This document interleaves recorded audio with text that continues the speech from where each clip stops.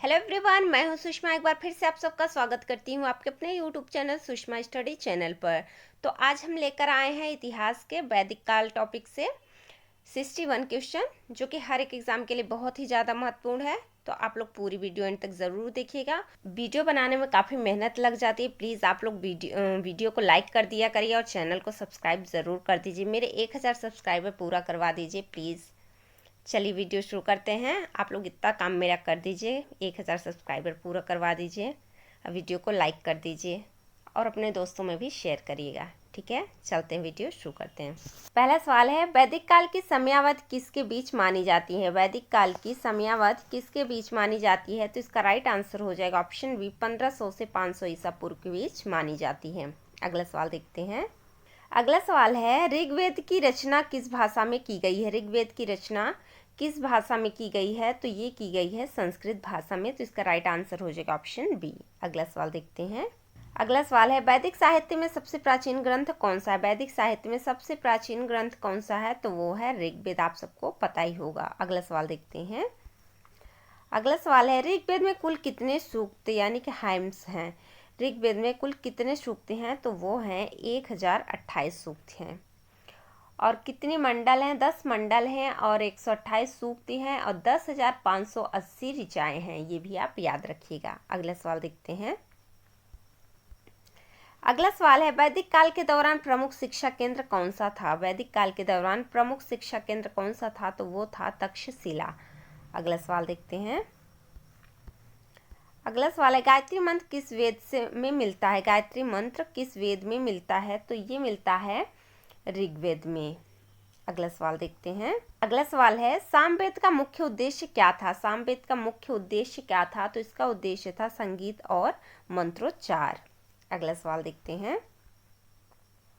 अगला सवाल है, यजुर्वेद मुख्य रूप से किससे संबंधित है? यजुर्वेद मुख्य रूप से किससे संबंधित है? तो ये जो है कर्मकांड और यज्ञ से संबंधित है। अगला सवाल देखते हैं। अगला सवाल है, अथर्ववेद में मुख्य रूप से क्या वर्णित है? अथर्ववेद में मुख्य रूप से क्या वर्णित है? तो इसमें जादू, टोना और औषधि से संबंधित है अथर्ववेद। अगला सवाल देखते हैं। अगला सवाल है, उपनिषद किससे संबंधित है? उपनिषद किससे संबंधित है? तो ये है वेदांत और आध्यात्मिक ज्ञान से। अगला सवाल देखते हैं। अगला सवाल है, वैदिक काल में राजा की सभा को क्या कहा जाता था? वैदिक काल में राजा की सभा को क्या कहा जाता है? तो कहा जाता था सभा और समिति। अगला सवाल देखते हैं। अगला सवाल है, वैदिक काल में किस देवता को पुरंदर कहा जाता था? वैदिक काल में किस देवता को पुरंदर कहा जाता था? तो इंद्र को वैदिक काल में पुरंदर कहा जाता था। अगला सवाल देखते हैं। अगला सवाल है, वैदिक काल में किसे गोपति कहा जाता था? वैदिक काल में किसे गोपति कहा जाता था? तो राजा को कहा जाता था गोपति। गोपति का मतलब होता है मवेशियों का स्वामी। अगला सवाल देखते हैं। अगला सवाल है, वैदिक काल में किस नदी को नदियों की माता कहा गया है? वैदिक काल में किस नदी को नदियों का माता कहा गया है? तो सरस्वती को वैदिक काल में नदियों की माता कहा गया है। अगला सवाल देखते हैं। अगला सवाल है, वैदिक समाज में विवाह किस प्रकार का था? वैदिक समाज में विवाह किस प्रकार का था? तो वैदिक समाज में विवाह 8 प्रकार के होते थे, जिसमें से एक गंधर्व विवाह था, जिसमें से 4 प्रमुख विवाह हैं। कौन कौन से हैं वो?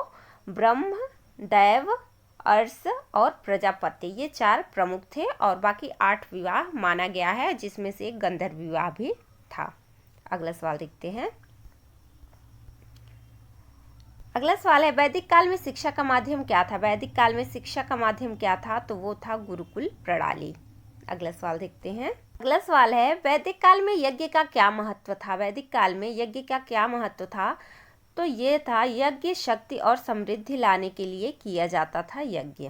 अगला सवाल है, वैदिक समाज कितने वर्णों में विभाजित था? वैदिक समाज कितने वर्णों में विभाजित था? तो ये 4 वर्णों में विभाजित था। तो वो 4 वर्ण कौन कौन से हैं? ब्राह्मण, क्षत्रिय, वैश्य और शूद्र। ये 4 वर्ण थे। अगला सवाल देखते हैं।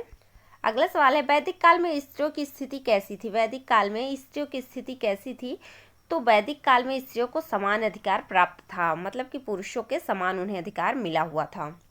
अगला सवाल देखते हैं। अगला सवाल है, ऋग्वेद में किस देवता का सर्वाधिक उल्लेख किया गया है? ऋग्वेद में किस देवता का सर्वाधिक उल्लेख किया गया है? तो इंद्र का सर्वाधिक उल्लेख किया गया है ऋग्वेद में। अगला सवाल देखते हैं। अगला सवाल है वैदिक काल कितने भागों में विभाजित है? वैदिक काल कितने भागों में विभाजित है? तो ये जो है 2 भागों में विभाजित है। कौन कौन से 2 भाग? तो 2 भाग हैं, ऋग्वैदिक काल और उत्तर वैदिक काल। ये भी आप याद रखिएगा। अगला सवाल देखते हैं। अगला सवाल है ऋग्वेद में कुल कितनी ऋचाएं हैं? ऋग्वेद में कुल कितनी ऋचाएं हैं? तो वो हैं 10,580 ऋचाएं हैं। अगला सवाल देखते हैं। अगला सवाल है वैदिक काल का प्रमुख साहित्य कौन सा है? वैदिक काल का प्रमुख साहित्य कौन सा है? तो वो है वेद। अगला सवाल देखते हैं। अगला सवाल है यजुर्वेद में किसका वर्णन मिलता है? यजुर्वेद में किसका वर्णन मिलता है? तो यज्ञ की विधियों का वर्णन मिलता है। अगला सवाल देखते हैं। अगला सवाल है ऋग्वेद में किस मंडल में पुरुष सूक्त का उल्लेख है? ऋग्वेद के किस मंडल में पुरुष सूक्त का उल्लेख है? तो वो है 10वें मंडल में। अगला सवाल देखते हैं। अगला सवाल है उपनिषद किस विषय से संबंधित है? उपनिषद किस विषय से संबंधित है? तो ये संबंधित है वेदांत दर्शन से। अगला सवाल देखते हैं। अगला सवाल है वैदिक काल में वेदों की व्याख्या करने वाले ग्रंथों को क्या कहा जाता है? वैदिक काल में वेदों की व्याख्या करने वाले ग्रंथों को ब्राह्मण ग्रंथ कहा जाता है। अगला सवाल देखते हैं।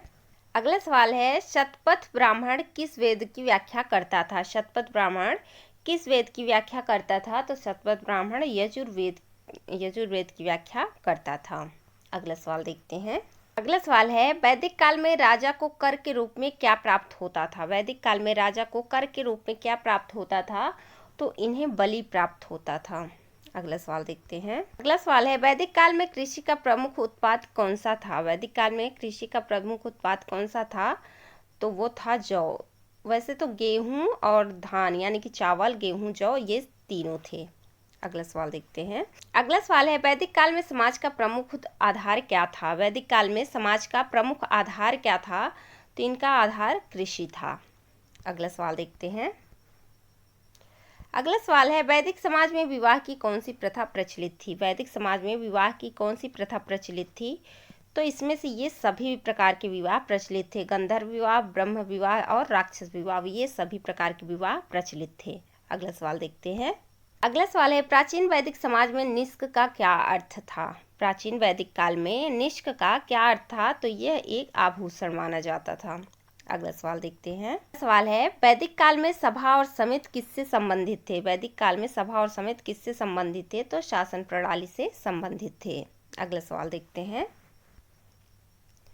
अगला सवाल है वैदिक काल में राजा की रक्षा के लिए कौन उत्तरदायी था? वैदिक काल में राजा की रक्षा के लिए कौन उत्तरदायी था? तो वो थे सेनापति। अगला सवाल देखते हैं। अगला सवाल है वैदिक काल में व्यापार और वाणिज्य का प्रमुख माध्यम क्या था? वैदिक काल में व्यापार और वाणिज्य का प्रमुख माध्यम क्या था? तो इनका प्रमुख माध्यम था वस्तु विनिमय प्रणाली। अगला सवाल देखते हैं। अगला सवाल है वैदिक काल में प्रमुख पशु कौन सा था? वैदिक काल में प्रमुख पशु कौन सा था? तो वो था गाय। उम्मीद करते हैं कि अभी तक आपने चैनल को सब्सक्राइब कर दिया होगा। अगर नहीं किया तो प्लीज़ सब्सक्राइब कर दीजिए और वीडियो को लाइक भी कर दीजिए। अगला सवाल देखते हैं। अगला सवाल है अग्नि को वैदिक काल में किस रूप में पूजा जाता था? अग्नि को वैदिक काल में किस रूप में पूजा जाता था? तो इसे यज्ञ के देवता के रूप में पूजा जाता था। अगला सवाल देखते हैं। अगला सवाल है वैदिक देवता वरुण को किसका देवता माना जाता था? वैदिक देवता वरुण को किसका देवता माना जाता था? तो वरुण को जल का देवता माना जाता है। अगला सवाल देखते हैं। अगला सवाल है वैदिक युग में सप्त सिंधु क्या दर्शाता था? वैदिक युग में सप्त सिंधु क्या दर्शाता था? तो 7 नदियों को दर्शाता था। अगला सवाल देखते हैं। अगला सवाल है वैदिक काल में यूप का प्रयोग किसमें किया जाता था? वैदिक काल में यूप का प्रयोग किसमें किया जाता था? तो बलि में किया जाता था। अगला सवाल देखते हैं।